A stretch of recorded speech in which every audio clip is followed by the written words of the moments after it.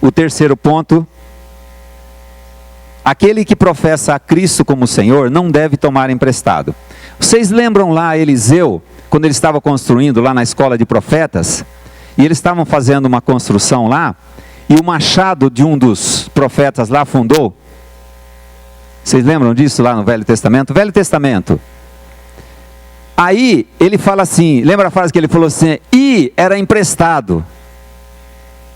Aí o profeta orou e o machado frutuou, ele foi lá e pegou o machado. É isso que Deus faz quando nós estamos endividados. Ele faz com que a graça opere em nosso coração. Como diz o pastor Thomas que está aqui, o que nós precisamos, e principalmente seu primo, não é de explicação, ele precisa de revelação, para que o dinheiro não seja senhor da vida dele, para que o sistema não cobre um alto custo para cuidar do dinheiro do seu primo. Não deve tomar emprestado. Esse texto é super atual. O rico domina sobre os pobres, e o que toma emprestado é servo do que empresta. Toma emprestado. Tinha um banco aqui desse lado, aqui era o BCN. Então nós fizemos uma negociação, e nós vendemos um bem que nós tínhamos para construir uma casa. E é interessante, não sei se vocês lembram, que as mesas desse banco eram assim, os gerentes ficavam, você entrava lá, digamos, você entrasse por lá, e as mesas dos gerentes eram nesse sentido, tinha uma meia dúzia de gerentes. Então, como eu estava com aquele dinheiro lá que era para gastar, no começo todos eles estavam trabalhando, e quando eu entrava era: bom dia, seu Valdir, bom dia, seu Valdir. Bom, eu me sentia ótimo, né? Lembra quando ele liga para você e fala assim: você é especial, você foi escolhido aí na sua vila, na sua rua. A gente se acha ótimo, né? E todos eles falavam: bom dia, seu Valdir. Eu falei: nossa, todo mundo sabe meu nome. E conforme eu fui gastando o dinheiro, porque eu estava construindo, é interessante, as cabeças começaram a arrumar coisas para fazer. E ninguém mais falava: bom dia, seu Valdir. Isso é o sistema. Mas ele insufla, né? Você recebe aquela como marco, como pessoa preparada, né? Recebe lá aquele, você tem 3 mil, o doutor Calvino mandou para mim, o Calvino tinha um pouco mais, né? Tinha 4.800, eles iam, estava na conta dele já. Esse é o sistema. Por isso que o rico domina sobre os pobres. Não será isso que acontece quando a nossa soberania como país fica à mercê de países ricos? Vocês sabiam, viram na televisão que tem uma tribo de índio que fala inglês? Vocês sabiam que no nosso país tem lugar que você não consegue entrar sem uma permissão, sabe de quem? Dos americanos. Onde vai nossa soberania?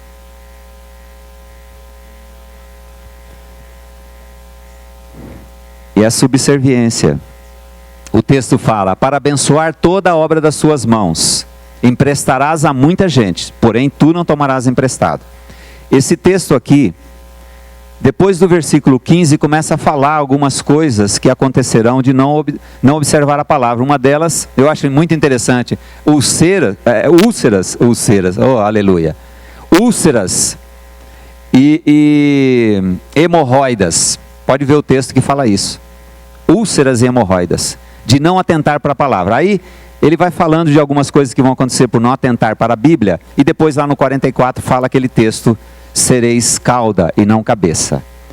Isso foi o que Deus mandou falar através da boca de Moisés antes que o povo entrasse na terra prometida, porque ele sabia que lá na terra havia todo tipo de negociata para que o povo fosse escravizado.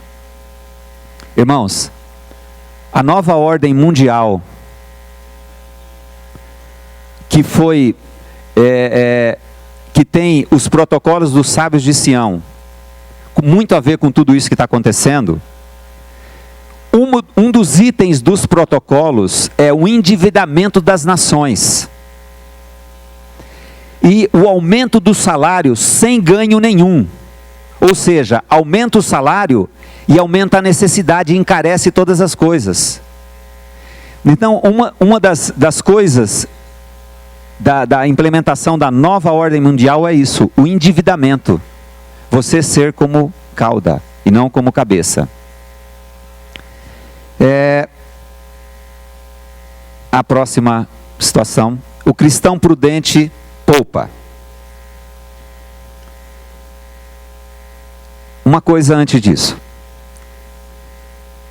algumas pessoas, já conversei com algumas delas que vieram dizer para mim assim: ah, eu tenho uma poupança, mas eu tenho essa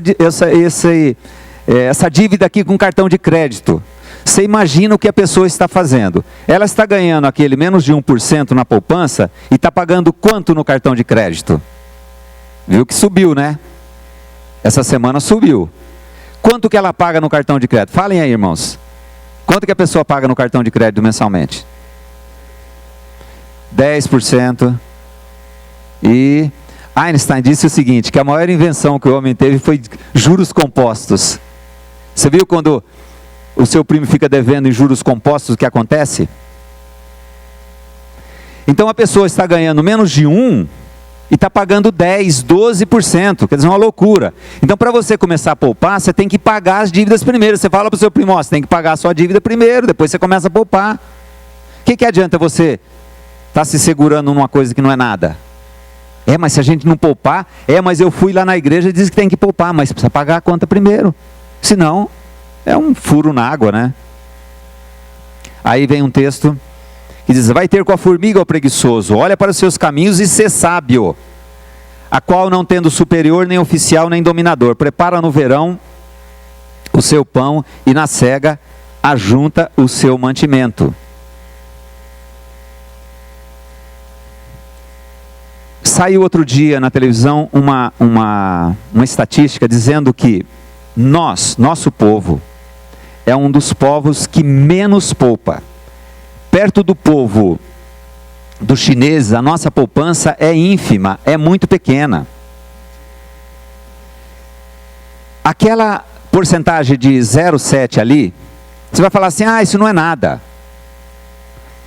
Nós participamos de um projeto chamado Escola de Fábrica, que visava o primeiro emprego, um projeto do governo federal, e nós ministrávamos umas aulas sobre finança para aqueles meninos que começaram no primeiro emprego. E nós fizemos um cálculo para eles o seguinte: se eles conseguissem poupar 10%, o salário era R$300, se eles conseguissem poupar 10%, ou seja, R$30, ou seja, R$1 por dia, depois de... quando eles tivessem 60 anos, eles teriam cerca de R$500 mil. Eles falaram: poxa, eu vou ter R$500 mil. Sim. Agora, precisa de disciplina. O texto fala na palavra: aplica o teu coração à disciplina. Então é necessário: não, eu sou indisciplinado, mas Deus trata conosco. Já que Ele diz que as coisas velhas já passaram, Ele quer fazer as coisas novas no nosso coração. Se nós vivíamos, ou melhor, seu primo vivia escravo do sistema, agora em Cristo, Cristo sendo a vida dele, vai fazer novas as coisas, então ele vai ser liberto do sistema. Essa é a obra da graça no coração de cada um de nós. E esta revelação é que vai trazer o fruto no nosso coração.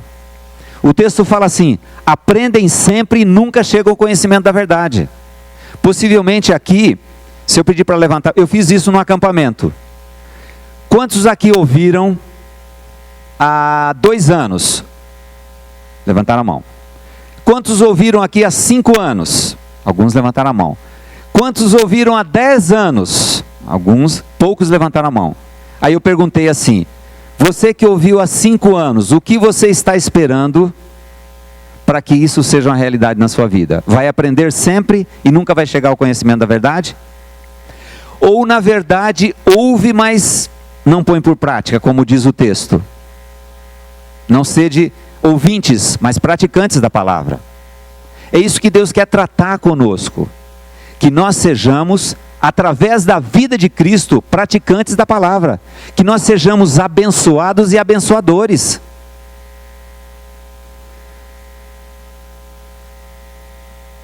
Vamos ver aqui o que